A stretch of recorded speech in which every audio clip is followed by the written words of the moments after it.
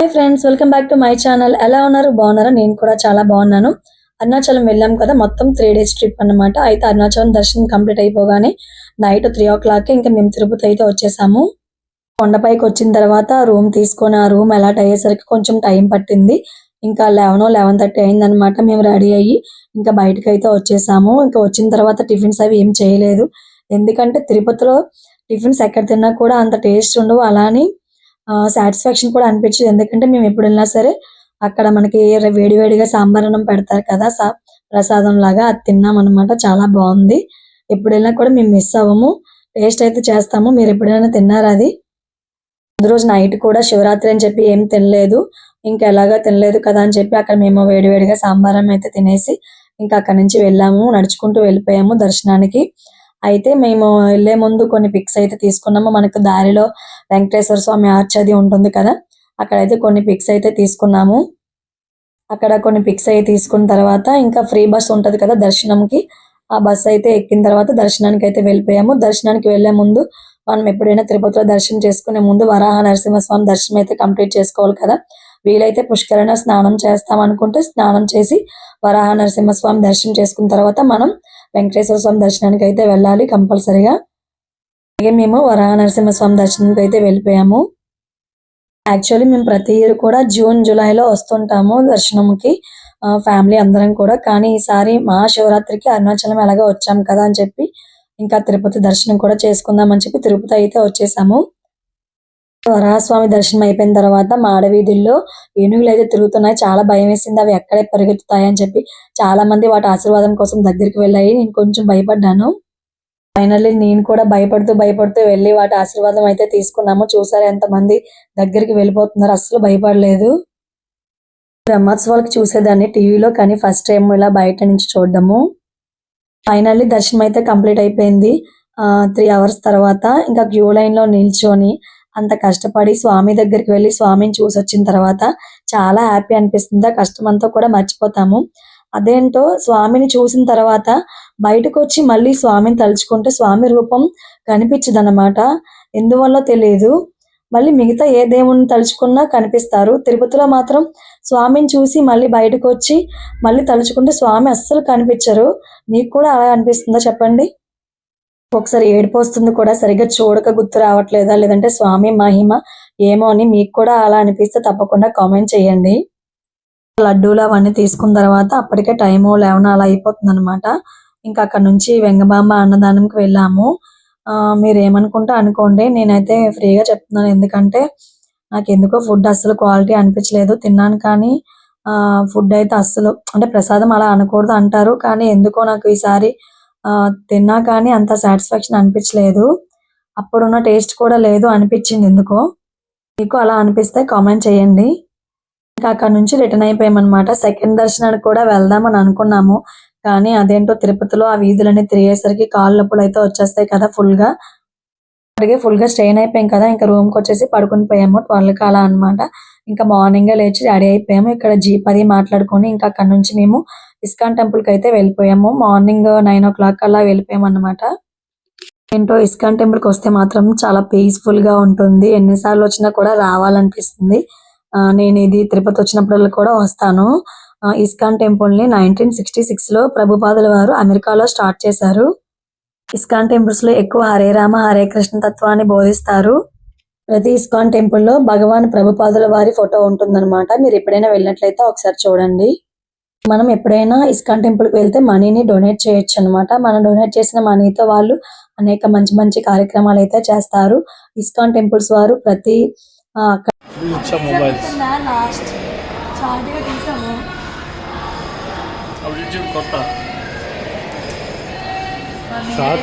Short తీస్తున్నాను.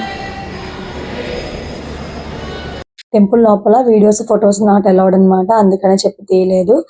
దర్శనం అయిపోయిన తర్వాత బయటకు వచ్చినప్పుడు ఇక్కడ మనకి అనేక డ్రై ఫ్రూట్స్ వాళ్ళు తయారు చేసిన ఐటమ్స్ అన్ని కూడా పెడతారు. అలాగే కృష్ణుడికి సంబంధించిన బుక్స్, కొన్ని వస్తువులు ఐటమ్స్ అన్ని ఉంటాయి. మనకి నచ్చితే అవి వాటిని కొనుక్కొని వాటితో వచ్చిన మనీని వాళ్ళు అనేక మంచి పనులకు యూజ్ చేస్తారనమాట. అలాగే మనకి బయటకు వచ్చిన తర్వాత ప్రసాదంతో పాటు మనకి రైట్ సైడ్ కృష్ణలీలకు సంబంధించిన ఎగ్జిబిషన్ అయితే ఉంది. పర్ హెడ్ 20 రూపీస్ అనమాట. మీరు ఎప్పుడైనా టెంపుల్కి వెళ్ళినట్టయితే ఒకసారి వెళ్ళి విజిట్ చేయండి.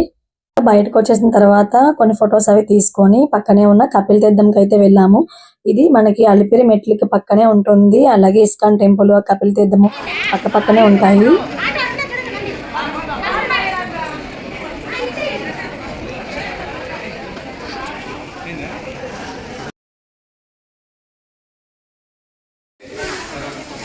ಇಲ್ಲಿ ಮದ್ದಿರ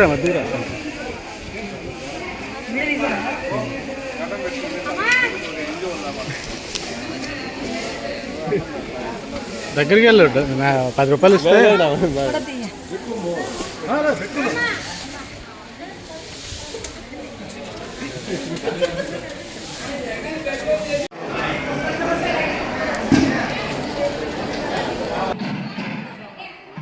టెంపుల్ లోపలికి రాగానే ఏనుగులు కూడా కనిపించాయి. అలాగే ఇక్కడ స్వామివారికి కళ్యాణం అయితే జరుగుతుంది.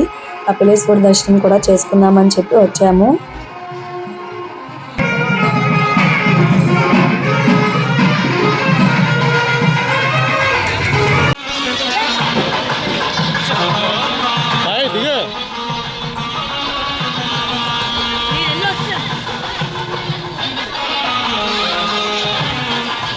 దిగి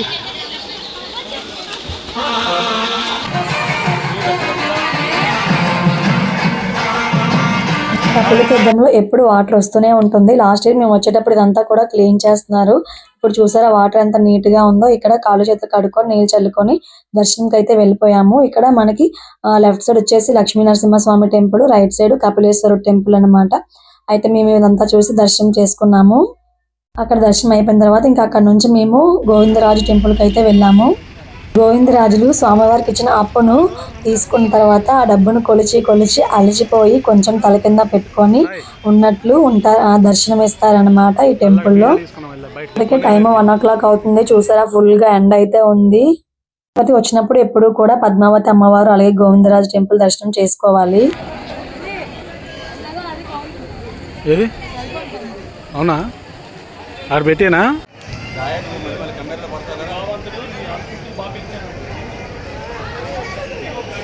దర్శనం అయిపోయిన తర్వాత ఇక్కడ అన్నప్రసాదం తినడానికి అయితే వచ్చాము. నేనైతే ఫస్ట్ టైం తినటము. ఇక్కడ రోజు కూడా అన్నప్రసాదం పెడతారు. కొంచెం మందికే పెడతారంట. మేము వెళ్ళేటప్పటికి కరెక్ట్ టైంకి వెళ్ళామన్నమాట. భోజనం అయితే చాలా బాగుంది. అక్కడి నుంచి ఇంకా మేము శ్రీకాళహస్తి వెళ్ళిపోయాము. వెళ్ళేసరికి 5 o'clock అవుతుంది. కాళహస్తిలో 3 రోజులు శివరాత్రి ఉత్సవాలు అయితే జరిగాయి. చాలా బాగా ఏర్పాట్లు చేశారు. లైటింగ్స్, ఇంకా ఎక్కడికక్కడే దర్శనాలు చాలా బాగా జరిగింది. కానీ మొబైల్స్ అలౌ చేయకపోవడం వల్ల వీడియో తీయడానికి కుదరలేదు.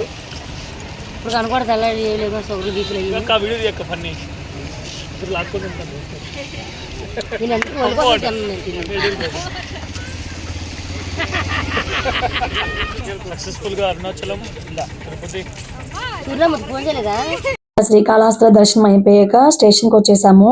ఎప్పుడైనా కాళహస్తి వెళ్తే కోవా ట్రై చేయండి, చాలా బాగుంటుంది టేస్ట్. నైట్ కాళహస్తిలో ట్రైన్ ఎక్కిన తర్వాత ఎర్లీ మార్నింగ్ 4 o'clock కి విజయవాడలో దిగిపోయాము. విజయవాడలో కృష్ణానదిలో కొంచెం స్నానాలు అవి కంప్లీట్ చేసుకొని ఎర్లీ మార్నింగ్ 5 o'clock కి దర్శనంకి అయితే వెళ్ళిపోయాము.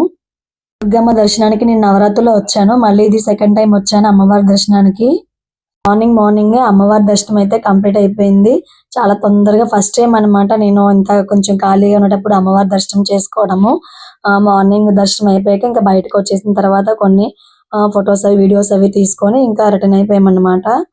విజయవాడ నుంచి రిజర్వేషన్ చేసుకోలేదు. అందుకని చెప్పి వందే భారత్ కి తత్కాల్లో అప్పటికప్పుడు ముందు రోజు చేసుకున్నాం అన్నమాట. ఇంకా స్టేషన్ కి అయితే వచ్చేసాము. విజయవాడ టు వైజాగ్ అన్నమాట. వందే భారత్ ట్రైన్ లో ఫస్ట్ టైం నేను జర్నీ చేయటము. ఆల్రెడీ నేను దీని జర్నీ అంతా కూడా షార్ట్స్ లో పోస్ట్ చేశాను. మీరు ఒకసారి చూడకపోతే ఒకసారి చూడండి.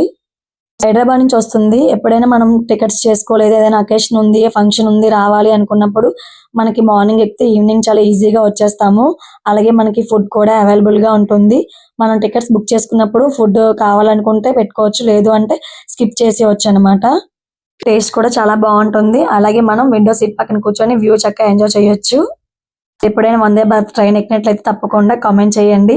అలాగే ఇంకా లంచ్ అది కంప్లీట్ చేసి ఇంకా పడుకుని పోయాను అనమాట. ఫుల్గా స్ట్రైన్ అయిపోయాం కదా. అంతే అండి. వీడియో ఎలా ఉంది, నచ్చిందా? నచ్చినట్లయితే తప్పకుండా లైక్ చేయండి, షేర్ చేయండి. ఇంకా ఎవరైనా సబ్స్క్రైబ్ చేయనట్లయితే వెంటనే సబ్స్క్రైబ్ చేసుకోండి. అలాగే పక్కనే బెల్ ఐకాన్ ఉంటుంది, దాన్ని ట్యాప్ చేయండి. నేను ప్రతిరోజు చేసే వీడియోస్ నోటిఫికేషన్స్ మీ వరకు వస్తాయి. నా వీడియోస్ చూసి హ్యాపీగా ఎంజాయ్ చేయొచ్చు.